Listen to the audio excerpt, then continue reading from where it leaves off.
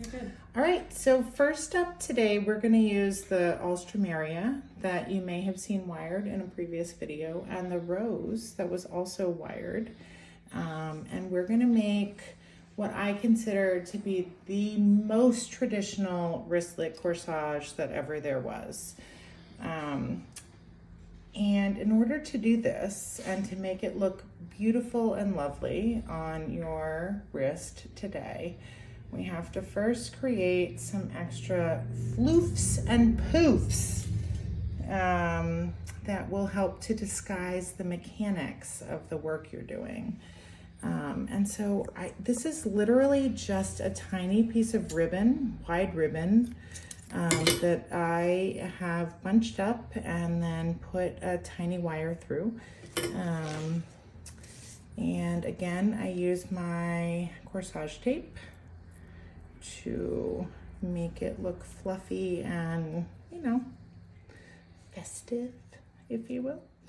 And this, along with probably a poof, I guess this is the floof, and the poof is maybe something like this.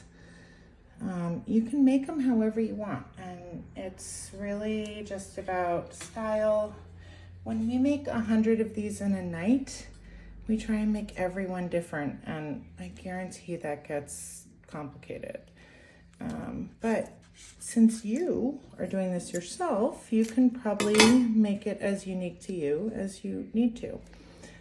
So in this case, I made a loop and a little thing off to the side, but again, I'm gonna use my tape to make it have a little more bunch, crunch, whatever it is, to have some volume as I add it to my corsage. So that's all done. I don't really need any of that anymore. And this is where we begin with the wristlet. So if you were gonna assemble this as a boutonniere, you'd really just use your paraffin tape here to finish it off. And then you'd add a couple of pins, and then we would talk about how to pin it to the lapel. But we're making wristlets today, so oh boy, that's a lot more work. First and foremost, we like to start with something fluffy at the top. And I'm using these very basic elastic wristlets. And I begin by adding this decorative thing. My next step is to add a flower. And at that point, well, I might not be there yet.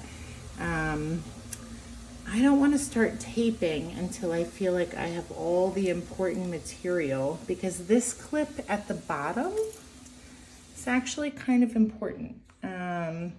It's not going to do all the holding or all the preparation for you, but it will keep everything secure. And this, honestly, is why we still wire and tape these kinds of corsages that have these large, heavy blooms. I mean, there are florists out there who are going to glue these things into this other kind of bow.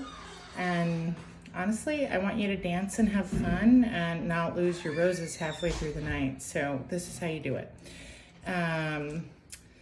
So first I've got my wired Alstro, then I'm going to put my wired rose in. Keep in mind, we already put our floof at the top.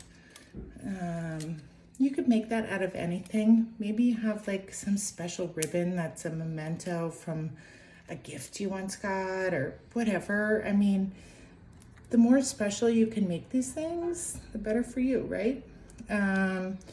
So now I'm using those bottom clips on that corsage holder to sort of begin the process of keeping these pre-wired and taped flowers in the corsage. And once they're there, and they're not really there, they're kind of clipped in place, I'm gonna add some of my floral tape to secure them. This tape works literally just by wrapping and pulling. The paraffin wax is activated by pulling, And so once you see it change color, you know that it is doing its sticky thing. Then I use my poof to sort of fill in any kinds of gaps that might exist because of the structure of my flowers. And then I might throw in a green or two. I mean, you can add whatever you want. And that's the beauty of making it yourself, is that you get to be creative and find all of the coolest things that speak to you and your experience and exactly how you want it to look and feel. This is just 2 little pieces of plumosa, and so I'm gonna tape those right into place.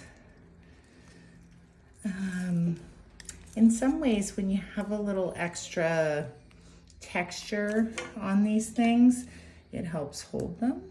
And so you don't need to worry about getting them out of the way until you're ready to hide them. And at this point, you may add your lovely bow. And this is the traditional corsage bow.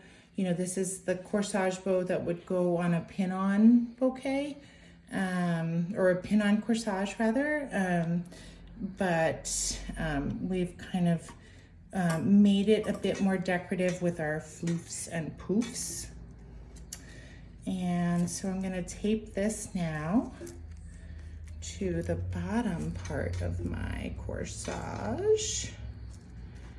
And so there we are, right? It's ugly. We're just gonna cut off anything we don't want. And I mean, honestly, at this point, you could finish this in a zillion different ways. Right now, that's the goal, okay? But we still have to get rid of all of this. And like I said, you can do it a bunch of different ways. You can, you could tape it all up and cover it in ribbon, but what I like to do is get rid of as many stems as possible and keep all of this thin, delicate ribbon right in place. And then go one last time with my corsage tape. And we're just gonna tape all the way down that ribbon until it completely disappears. And this process, like I said, is just pulling the tape and letting it stick to itself. So there's a little bit of tension on the pulling side or the twisting side, and a little bit of pressure between your finger and your thumb as you do all this twisting. And then, I mean, you can use anything, but I've got a pen here. And so I'm just gonna twist it up and make it a little curly Q and hope it kind of disappears. And then, there we are.